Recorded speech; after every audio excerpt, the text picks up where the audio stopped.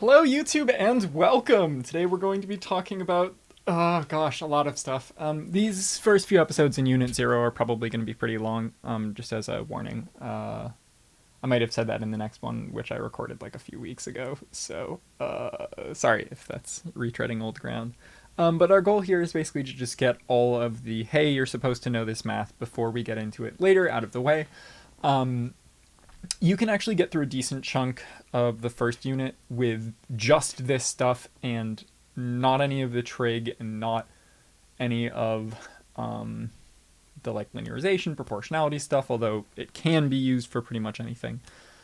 So I would say for sure do this one, and then you can go through Unit 1. If you start hitting a point where you're like, I feel like I don't know how to do the math for this, come back and check this unit. This unit is sort of a good place to look for stuff if you're struggling on the math for later pieces. So today is segmented into sort of 4 different parts. Our goal is pretty much to be able to solve our equations out using numbers, which is the stuff that you're probably more familiar with, and then also using variables and just variables, which is the stuff that tends to be more useful, but also the thing that tends to freak people out because you're likely less familiar with it. Although personally, I think that once you get used to it a little bit, solving it with variables actually tends to be easier than numbers because there's less sort of room for mistakes because it's easier to write everything out and see everything at the same time. Whereas it's a lot easier for me anyway to make a bunch of small little like multiplication and addition and subtraction errors when I'm doing stuff out with numbers. And like I have to hold a calculator and like, ew, I don't want to hold calculators. So in particular, the 4 things we're going to be talking about, and the last couple are going to be a lot more complicated than the other 2, are how to use fractions, because people tend to struggle with that, how to factor and distribute, because again, people tend to struggle with that, as well as how to do a system of equations, and how to solve things in terms of each other. Probably should go over the quadratic formula here as well, and the ways that that can be used with variables, but this one's going to be pretty long anyway, so later if people ask for it, I think is probably the answer to that one. Great. So let's start off by talking about fractions. I think people tend to be pretty intimidated by fractions, but honestly, they're a lot less complicated than people tend to make it out to be. Because what a fraction really is it's just division. And division is just multiplication by a fraction. And so really it's just saying like, okay, if something's on the bottom, I'm dividing. If something's on the top, I'm multiplying. If something's on the bottom of the bottom, that's the same as dividing the part I'm going to then divide by a thing. Division makes something smaller. So making the thing that you're going to use to make it smaller winds up making it bigger. So things that are dividing on the bottom are the same as multiplying on the top, and the things that are dividing on the top are the same as multiplying on the bottom. And we'll get to that with some examples, and hopefully that'll make it make a bit more sense, but that's sort of the basic premise of it. And one of the big things within that is that the order of multiplication and division doesn't really matter. So it doesn't matter if you multiply by a half or divide by 2 or divide by 2 and then do something, or do something then divide by 2. You're going to wind up with the same thing either way. I think this is called the commutative property of multiplication or division. And as a result of those 2 things together, there tend to be a lot of ways to write division, and this tends to throw people off. So just sort of going into some of that. Something that tends to throw people is that if you've got something like 4 times 8 over 2. If we go ahead and just solve this, right? 4 times 8, doing it in the order that it tells me to, 4 times 8 is 32. Divided by 2 is going to be 16. So anything that I write, as long as it winds up equaling 16, is going to be the same thing.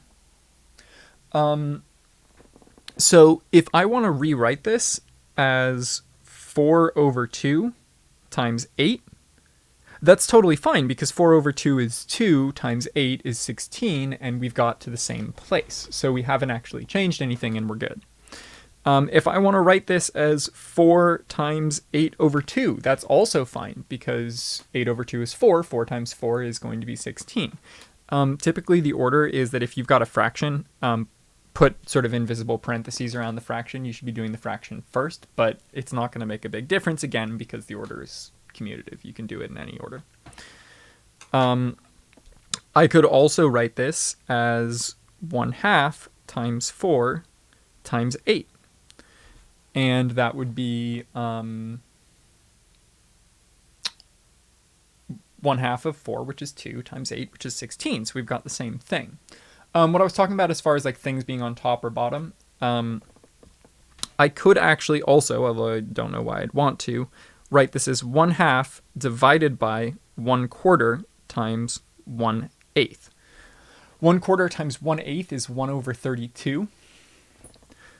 1/32 fits into 1/2 16 times. We've got this very, very small thing that's 1/32, it meaning it fits into 1/32 times. If it fits into 1/32 times, it'll fit into 1/2 16 times, and so that winds up being the same thing. So instead of representing these things as, oh, and I guess one of the other things is that anything divided by 1 is itself, right? So you can always rewrite or re-represent something as itself over 1. So what I'm doing is I'm saying, well, I don't want this 4 over 1 on the top of the fraction, and I can always put that over an invisible over 1.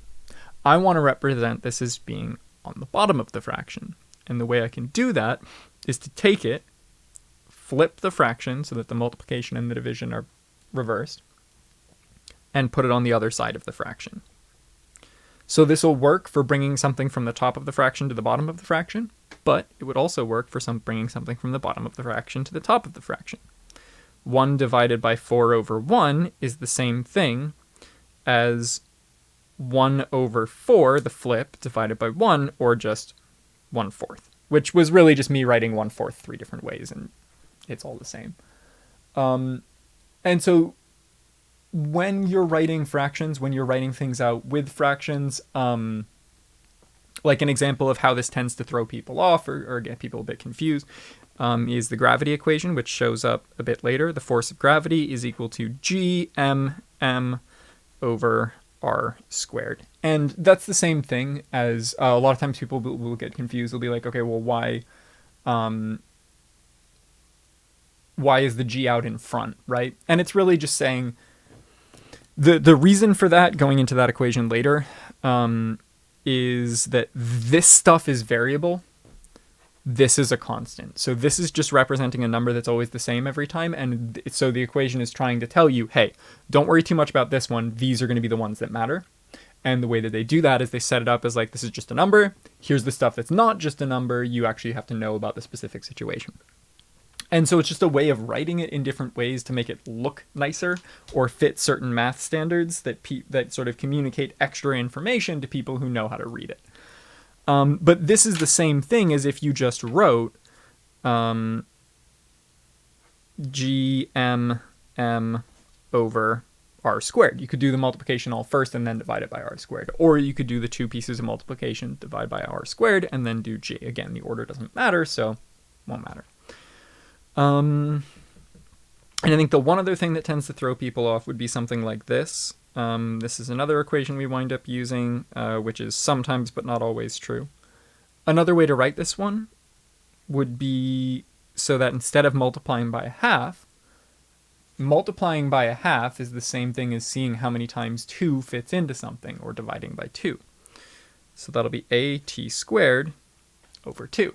And those two things are the same as each other. So you can swap around whether or not you're writing something pulled out as a fraction multiplying something, or whether or not you're writing something as something over a fraction.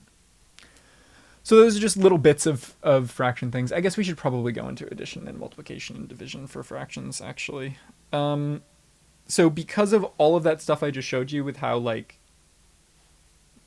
division is just multiplying by a fraction, etc., multiplying by a fraction is pretty straightforward, and multiplying fractions by each other are pretty straightforward. for the reasons that we just went into, 2/3 times 4/7 is going to be the same thing as if I represent this all as one big fraction. The stuff on the top is still on the top. At some point I'm multiplying by 2. At some point I'm multiplying by 4. At some point I'm dividing by 3. At some point I'm dividing by 7. So you can multiply the top, the numerators of the fractions, by the denominators of the fractions, and you'll wind up getting something that's the equivalent, or in this case, 8/21. But you could represent that in any number of ways, and as long as it still winds up equaling 8/21 when you're done, you'll be all set.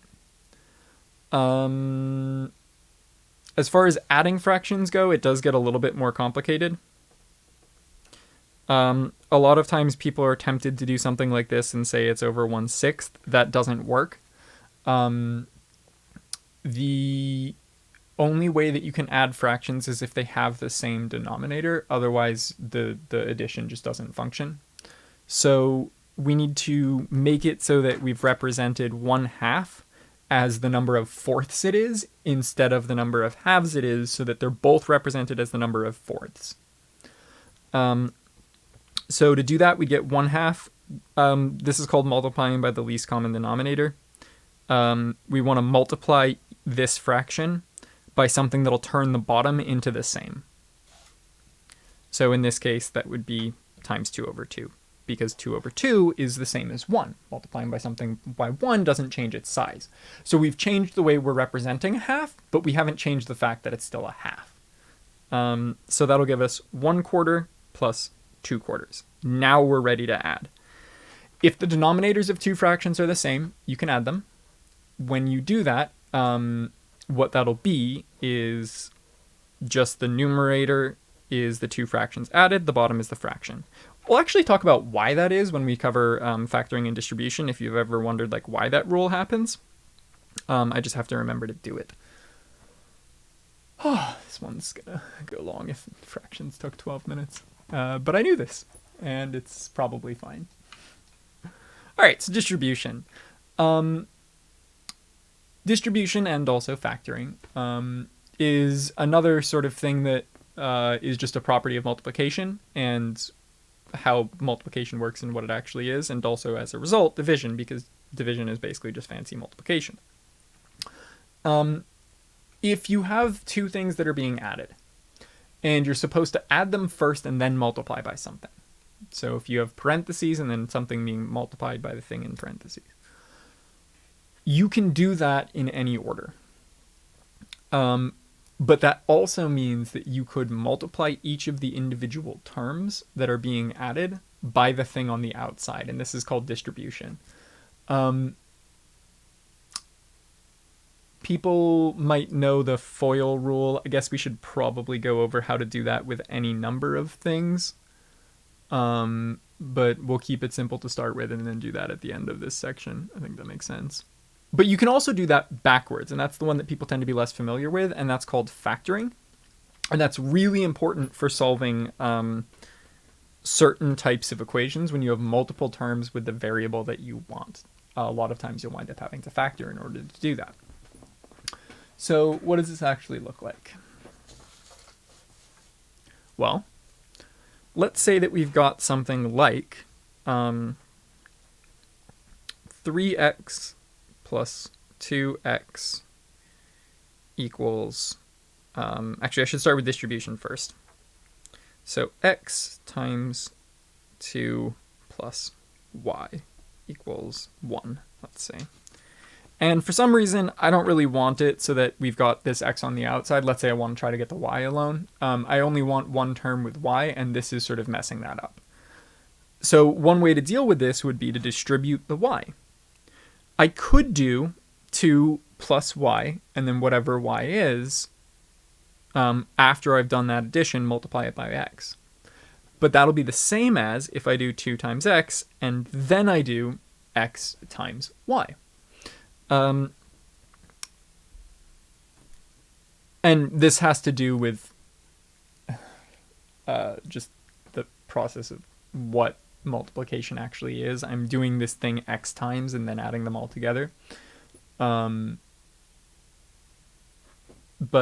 I think I don't think we need to get into that much detail on what's happening behind the scenes. I tend to go a little hard on that because to me that really helped me understand and remember this stuff, is if I knew where it came from, I could remember it. If I didn't know where it came from, it was just these random rules I had to memorize. But if it was like, oh yeah, I know why that happens, I could sort of refigure it out, which helped me remember a lot. Which is certainly not how everyone works, and a lot of people just want the thing. So, sorry. So we've got x, and we can distribute that across. And what that'll wind up looking like is, in this case, 2 times x plus 2 times y, and that'll be there. But what's nice about not 2 times x and 2 times y. The thing that's getting distributed is the x. So both terms wind up getting multiplied by that x. This, one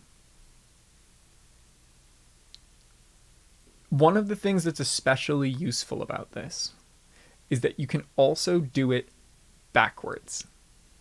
So as long as whatever you have represented at the end is going to redistribute back out to equal the thing you had originally started with, you can do something called factoring out, which is distribution but backwards. And so what I can do is say, hey, wait a minute, 2x and xy have this term in common. They both have an x.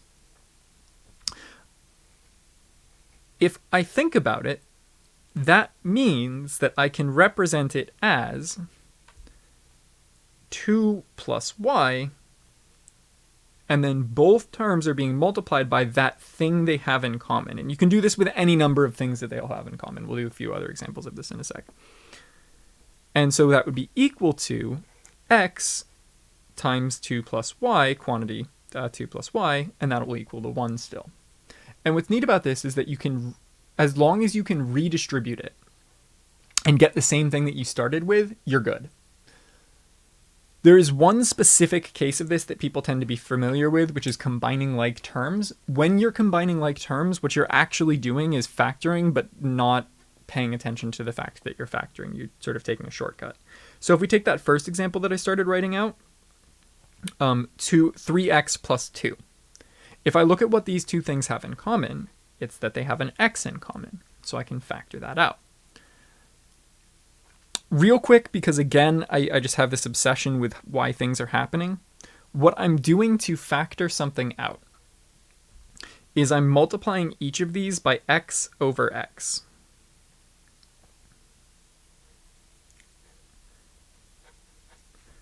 I'm then taking the over x part and distributing it through the fraction. This will wind up mattering for why a certain thing happens. That tends to freak people out later. And when I do that, I'll get 3x over x plus 2x over x. That's being multiplied by x on the outside. So I'm representing this as x over x, and then I'm splitting up that fraction, bringing the x to the inside by distributing it. And then that gives us x over x. Well, x over x is 1, so I just get 3 times 1, which is 3. X over x is 1, so I'd get 2 times 1, which is 2. I can then add those two things together, which would give me 5x. Now, again, when the case where it's combining like terms, a lot of people will just skip straight to this bit. If you can look at 3x plus 2x and be like, that's 5x, why are you doing all this extra stuff? Totally fine. The thing that tends to throw people off instead is if we've got a problem that's very similar, but we're representing it with, but it's using variables instead of numbers, and that tends to throw people off. Now, as long as you can remember that variables are stand-ins for numbers, so they function the same way as numbers, you should be fine, but easier said than done. So let's say we've got something like ax plus x equals 2. And we want to solve this for x. We want to try to get x alone, and we're going to just say a is a number. I don't know what it is, but a is a number. The problem with trying to solve this one the way you normally would, and I guess I should have done something with that beforehand, because that's the next section, but oh well. The problem with trying to solve this the way that you normally would is you've got these two things with x in it, and you don't want that. You really only want one. So how do you make it so there's only one? Well, if you can factor, that'll happen.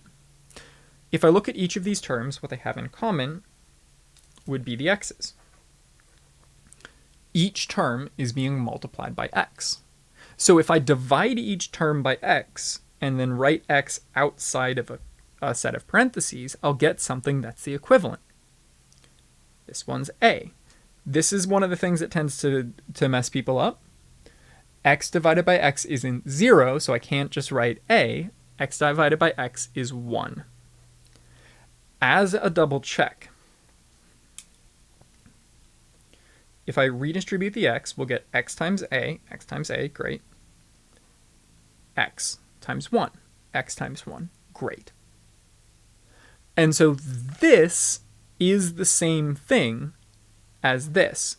And honestly, effectively, you're just combining like terms, right? It's just that instead of having something like 3 plus 2, where you know what the literal number is, you have something where it's x plus 1. The like terms are a plus 1. The like terms are the a and the 1 instead of the 3 and the 2. Or the like terms are the x. You're combining the x's.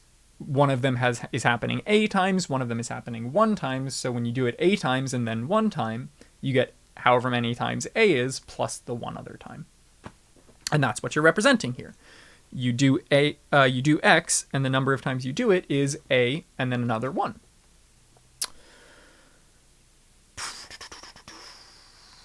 Great. Sorry about that. So we should get into actually doing the algebra. So those were some just background math stuff that tends to freak people out. Let's do some algebra. So the sort of basic premise of algebra is that you want to get just one variable alone so you can know what that variable equals so that you can say things about that variable. Great. The way that you typically wind up doing this is by getting rid of something from an equation or moving it to the other side. Both of these tend to be phrases that people use. And what you're doing when you do that is you're turning it into an identity. If something's being multiplied by your variable's being multiplied by something, you want to turn it into the multiplicative identity. If something's being added to something, you want to turn it into the additive identity. And that will get rid of it because what the identity means, the multiplicative identity means that multiplying by this thing will be the same as if you weren't doing it. It is the same identity. Or the additive identity means adding by this thing will be like you're not actually doing it because it won't change it. So the multiplicative identity is 1. Anything times 1 is itself. The same thing for division. The additive identity is 0. Anything plus 0 is itself. So when you're doing algebra, what you're doing is you're saying, I want to get this thing alone so I can know what just this thing equals. To do that, I'm going to perform mathematical operations to turn the things that are near it in the equation into the identity, so it's like there's nothing near it, so that I know what it's like alone. Something that winds up mattering later for this a lot is that equals means you can always replace one thing with another. So if you have a statement of 1/2 equals 0.5, literally any time for the rest of time forever that you have a 1/2, you can rewrite it as 0.5 and it won't change the equivalency. It won't change whether or not a statement is true. So one of the other follow-throughs with that tends to throw people off a little bit are that if you have something where you know that 3 things are equal to each other, you can use any of those 2 pieces as their own equation because they're equal. So let's say that you know that like A equals B equals 2. Then that means that you could say that A equals B because you know that A equals B, right? But you could also say that B equals 2 because you know that B equals 2. But because A equals B, meaning A is the exact same thing as B and B is the exact same thing as 2, A also has to be the exact same thing as 2. So you could also represent it as A equals 2. And so if you're looking for something in a problem and you've got an equation chain where you're like A equals B equals C equals D equals 3, crap, I need to know what A is, it's 3. You can follow that chain and then just pick the ones that make it easiest. And typically the situation that throws people off is when it's more complicated than that, but it's the same basic premise.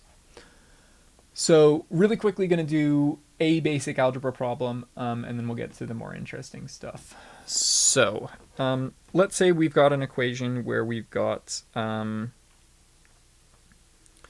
3x plus 2 equals 4x, and we want to solve this. Our basic goal is going to be to start with, get everything with an x on it to one side. That lets us, typically speaking, that there are exceptions to this, like algebra is a infinite field with infinite problem space, so you can have any number of things that can happen.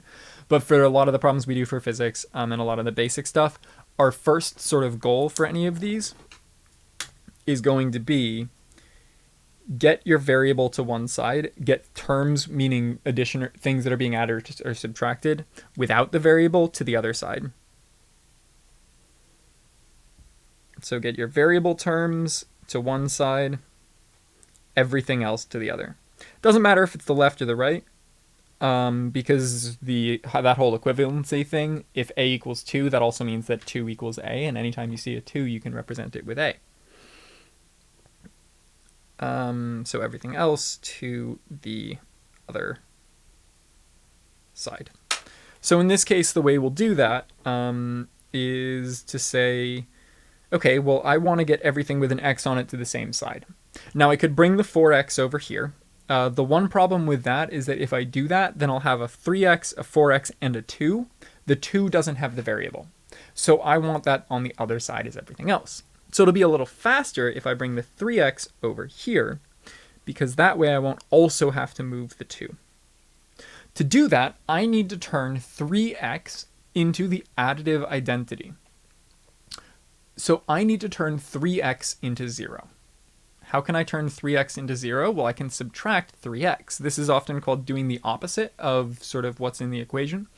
The order you want to do this in is the reverse of the order of operations. So instead of PEMDAS, where it's parentheses, multiplication, division, addition, subtraction, multiplication, parentheses, exponents, multiplication, division, addition, subtraction, you want to do SADMAP,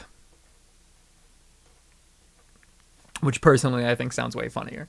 Where you do subtraction and addition first, the order of those two doesn't matter. Division and multiplication first. After that, the order of those two doesn't matter. Exponents, and then parentheses last.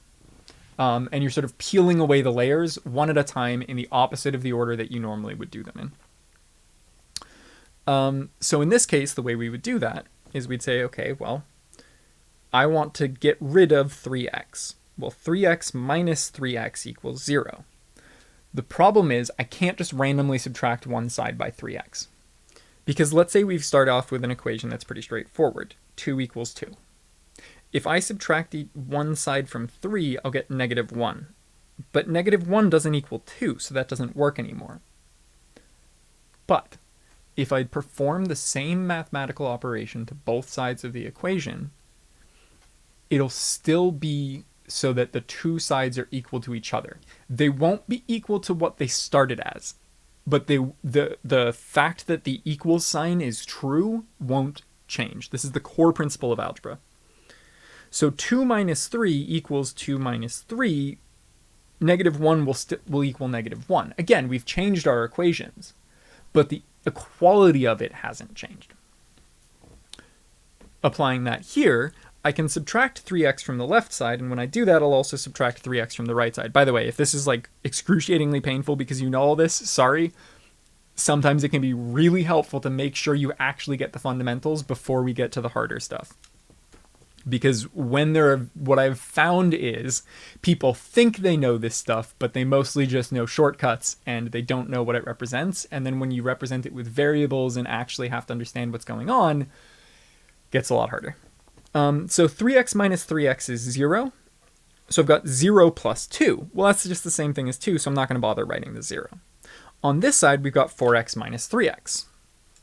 So that'll give me 2 equals 4x minus 3x. And again, if you're more comfortable just combining like terms, that's fine, but this time I'm going to represent it by factoring. These each have an x in common. So what I can do is I can pull this x out, and that will give us only one x. The thing that's nice about only having one x is that we only want one x in our solution. We only want to know what x equals. We don't want to know what multiple things happening to x equal. So I'll factor it out. That'll leave me with x times what's left if I divide this by x is 4. What's left if I divide this by x is negative 3. So 4 minus 3. And again, if you could have seen that and combined like terms and just gone straight to, well, that's just x, fine. 4 minus 3 is 1. 1 times x is x. So that gives us that x equals 2. If it was another number, if it was, and I probably should have designed it so that it would be, if it was, for example, 3x equals 2, we would then want to divide each side by 3 to get rid of that 3x, do the opposite of the multiplication, and that would be 3 over 3 on the side with the x, which would go to 1. So 1 times x, or x, multiplicative identity, equals the 3 divided, the other side, the 2 divided by the 3.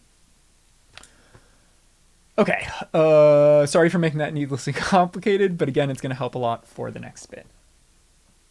All right, we are sort of almost done, although now we get to the hard part. So let's talk about solving systems of equations, and then which is when you have multiple equations and multiple variables. And then we'll talk about using variables instead of using numbers, because that's the final thing that tends to really, really throw people off. This one's going to be eternal.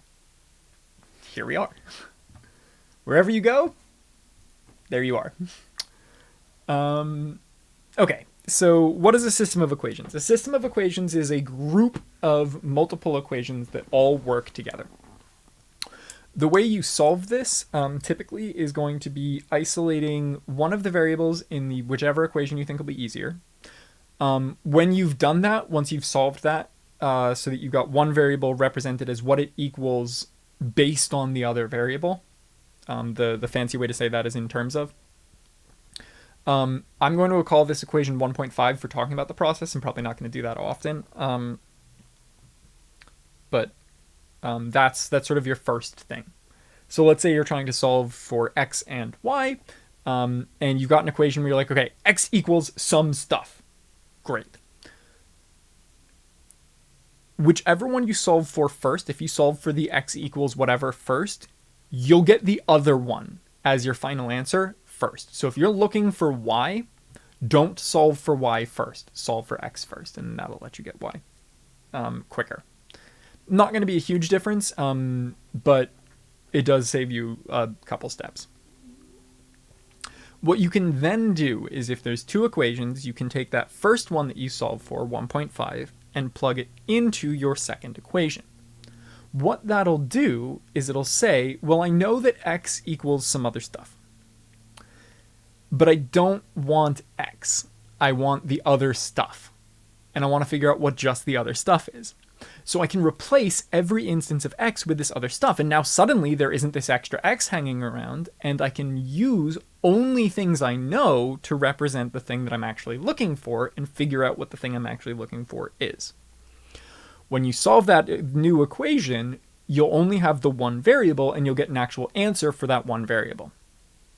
Once you have that one answer, the nice thing about equation 1.5, that solution we did the first time, is it's already solved for the thing you're actually looking for using the other thing you didn't know. But because you just found the thing you didn't know, you can plug it back in, and that'll let you get the other one as well. So you'll get both of them this way, and you can save yourself some time by keeping track of that equation 1.5 instead of having to redo all your work. This will work for any number of variables. So if you have 3 equations and 3 variables, you can also do the same thing. You would get an equation 1.5 that uses 2 other variables. You would replace one of the variables with the other 2. Solve that new equation for one of them in terms of the final one, or using the final one. And that would get you a way to represent the final one with get an equation with just the final one by getting rid of that second one. And then you would have an answer for the final one. You could bring that back to the 2.5 basically, and then plug that in, and that would get you what variable 2 is. And then you can bring that back to 1.5 together with what you know variable 3 is, because you know what the first variable is if you knew 2 and 3. Well, you just found 2 and 3, so you can bring that back and figure out what the first one is. And that works for 4, that works for 5, that works for any number. Although technically when you're, when you get really high up, there's this special technique that gets used to make things a lot easier, but it's not really worth it for 2 or 3 equations normally. But when you get above that, There's this thing with like matrix algebra that's really, really cool, but also a bit more complicated. So I do want to show an example of doing this, and then we'll move on to the next part, which is how to do all of this when you've got variables instead of numbers. Okay. So let's say we've got 2x plus 3y equals 1, but we also know that x plus y equals 4. This is going to be a lot of fractions, but oh well. I have made my bed, I will lie in it. All right, so what do we do to solve this? Well, let's go through our steps. Our first step would be to pick the easier equation and solve it for whichever variable we don't want to get first. Let's say I'm trying to get y first. So I'm going to pick equation. I'm going to make this one called equation 1. I'm going to make this one called equation 2. I'm going to pick equation 2. Because to me, equation 2 looks easier. There's less numbers. Fewer numbers? Fewer numbers. So it looks easier. We'll pick that one. I want to try to get x alone, because if I want y, whichever one I solve for first, I'm going to be getting rid of. So I don't want to do that. So I'm actually going to change this equation a little bit. X times y. This will make it a slightly more complicated solution, and I think that overall that would probably be a good idea to show people, because yeah, I don't know. That's the full extent of it. I think that'll be a bit better to show people. So I want to get x alone. Well, x is being multiplied by y. I want to turn this y into the multiplicative identity of 1. If I divide y by y, that will give me 1. Now I need to do that to both sides, or I break equivalency. Y over y is 1, so that means that that's just x. Just x is equal to 4 divided by y. What this means is that anytime ever I have written x, I can replace it with 4 times y. Now I could do that back into this equation, but that is just saying that 4 times y is equal 4 over y is equal to 4 over y, which is true. It's just not particularly useful. I already knew that 1 equaled 1 or something equals itself. So what's much more useful is to take this, which I'm going to call 2.5, and plug that into equation 1. If we do that, and every time we write x previously, we instead write 4 over y because it's the exact same thing,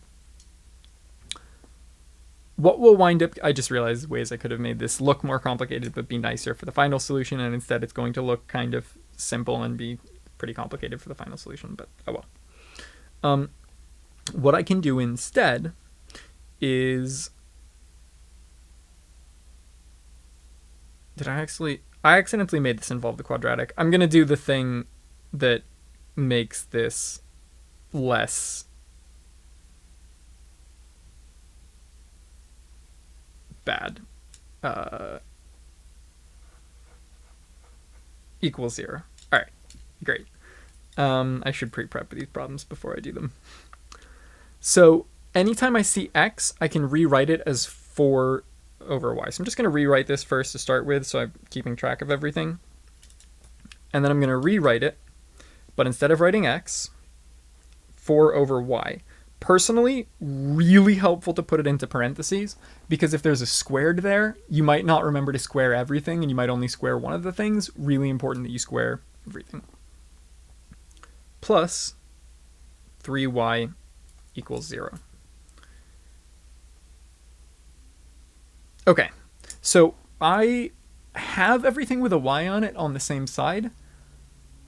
What I don't have is only one term with y in it. So I need to try to think of a way to make it so that only one thing will have y in it.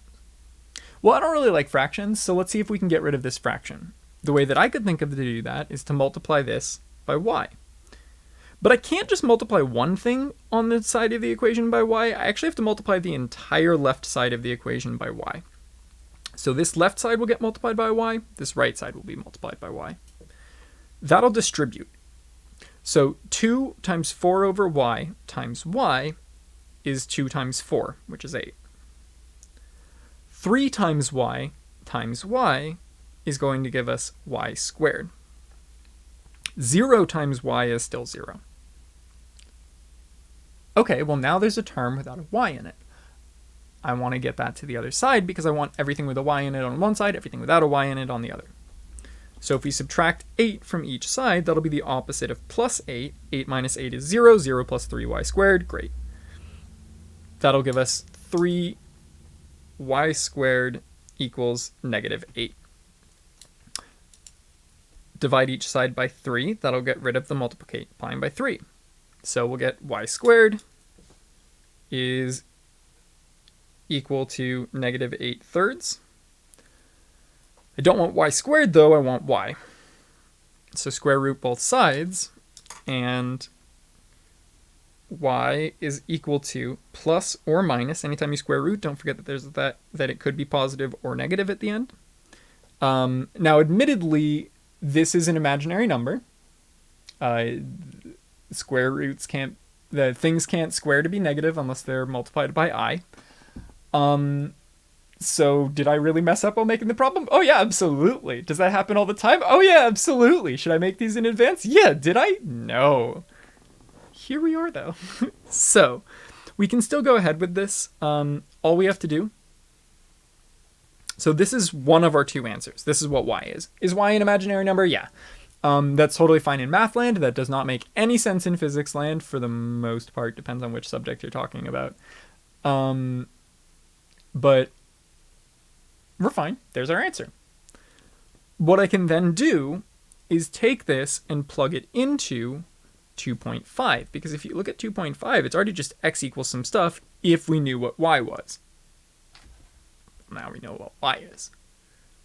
So we can write this as x equals 4 divided by whatever y was. Plus or minus square root of negative 8 over 3.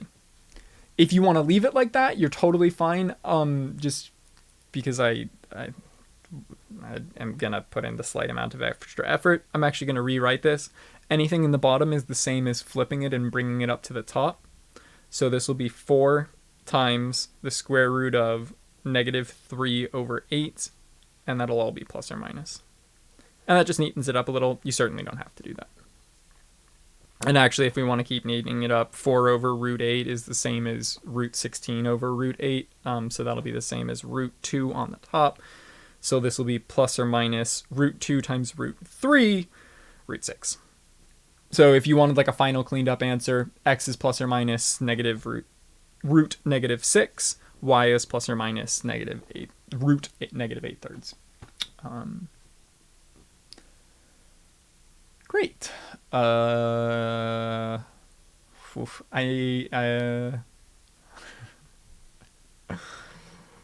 minutes. Woohoo! Not even on to the hardest part yet. All right. So this is the part that people tend to struggle with the most. And this is taking all of that stuff and putting it together, but also making it so that now there are variables. And I think that the best way to explain this is with a concrete example. The only problem is we haven't really learned any physics yet, so you're just going to have to kind of trust me on that these equations are true, and then we'll work with them. As an aside, this may or may not literally be a test question. Cough, cough. For one of the classes that has to watch this video, but not the other two. So that's exciting. So let's say that a car goes a distance of d. So I'm just going to start reading the problem, read it through once, and then break it down and figure out what everything means. With a constant velocity of vc in an amount of time, t. So what this first sentence is saying is that as we're going through this problem, anytime we want to represent the distance the car goes, the variable we'll use is d. And that's a known amount. I can't tell you what specific number of meters that is, but I can say that we know it's d. and that it's going a constant velocity, and we know what that constant velocity is. It's vc. So anytime we represent the velocity of that car, basically meaning speed, we'll represent it as vc. And that's going to happen in an amount of time, which we'll represent with the variable t. So this is just telling us these are the variables you're going to use to represent these concepts. And specifically, those three things have known representations. A truck goes the same distance in the same amount of time. Okay, so the distance for the truck is going to be d. The time for the truck is also going to be t, while accelerating from rest. This from rest part tells me that it starts out not moving. So at the beginning, it's going to have a velocity of 0. And if I'm constructing these equations, instead of just being told them at the beginning, all of that will be really important for us because we're just going to have the equations given to us. Not going to matter.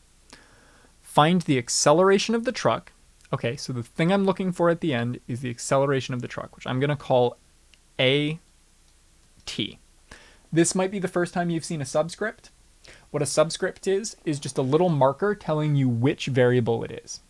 So see how this one says VC? V tends to stand for velocity. Well, which velocity is it? Because we've got a truck and we've got a car, right? And the truck has a bunch of different velocities because it's accelerating. Well, the V with a C next to it is specifically talking about the velocity of the car. The A with the T next to it is specifically talking about the acceleration of the truck.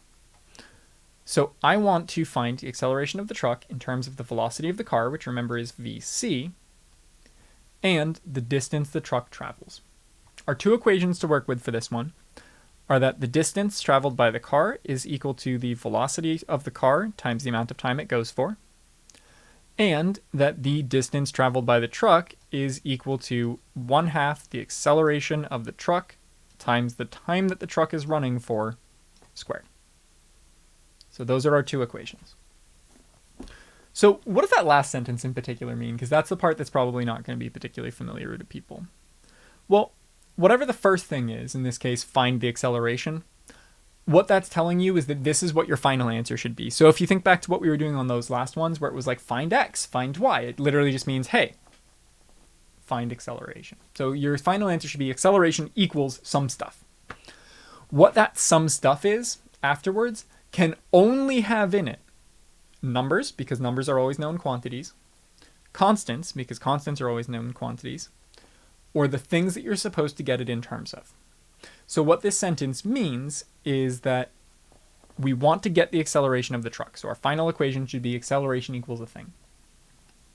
We're allowed to have VC. So anytime VC shows up, we're pretending it's just a number. We're good. It's allowed to be there. And the distance that the truck travels. Anytime the distance of the truck travels shows up, it's allowed to be there. We're good. Do they have to be there? No. If we found that the acceleration of the truck was 2 meters per second squared, we just had a number answer, that'd be great. We're fine.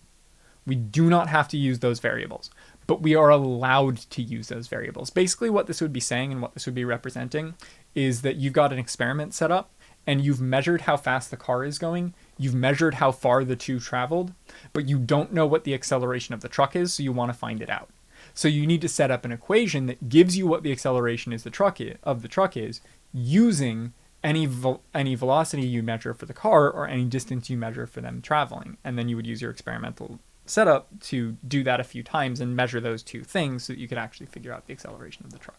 And that's why this is so useful, and this is why we do it a lot, is because this is how you actually work with like real stuff, is you model the equation so that it's like, regardless of what the numbers is, I know what the answer will be.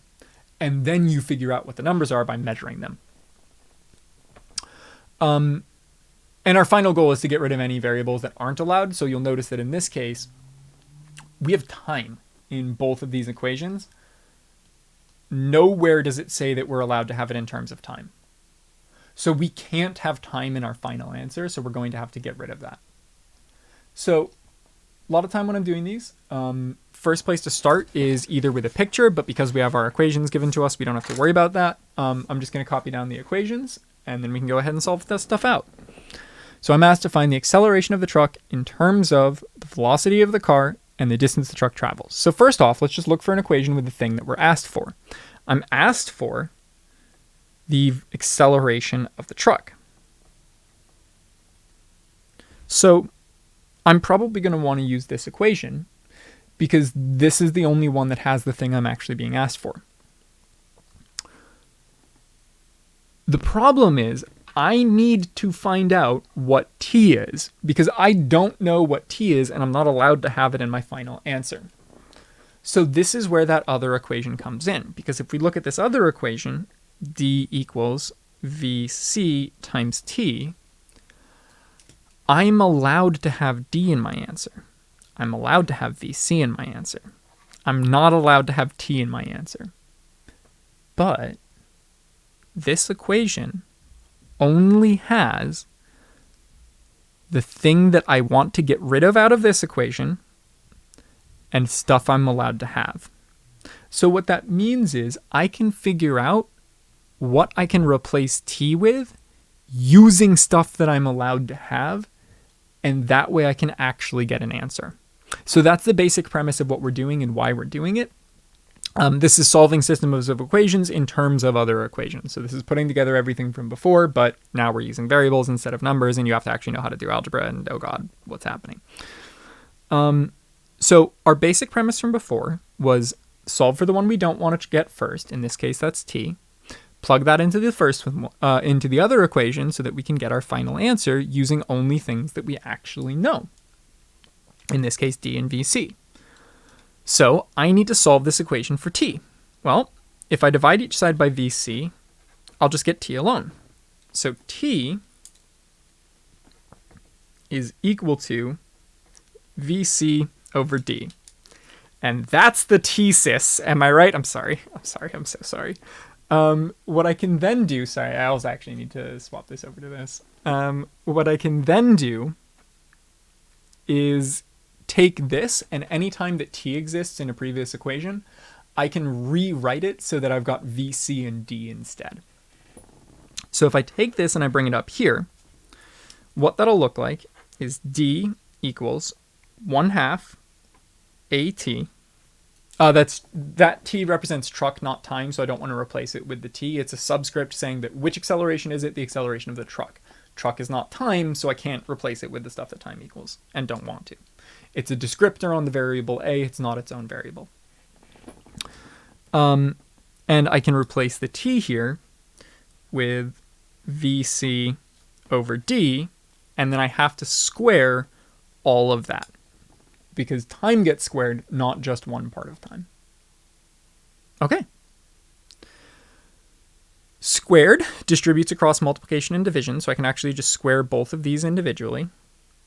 What that'll wind up looking like is that d is equal to 1/2 at times vc squared over d squared. And I just need to get at alone, because that's the thing I'm actually being asked for. Remember, we're trying to find the acceleration of the truck. So to do that, I need to get rid of everything else that's next to it. Well, thankfully, everything else that's next to it is multiplication or division. So 1/2 times 2 is 1. So that gets rid of the half. You need to remember to do it to both sides.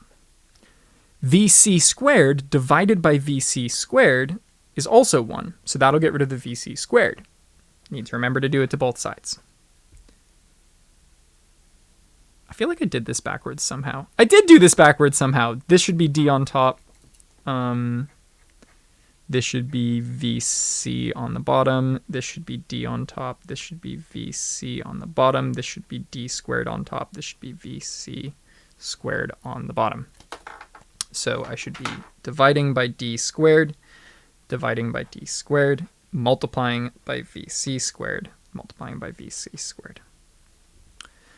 And so, looking at this, we've got d over d squared. We're just getting into all sorts of stuff that we haven't talked about yet that's really useful to talk about, so honestly, that's pretty good. We'll get 2 times vc squared times d over d squared. There is a way to simplify this a little. D squared is the same as d times d.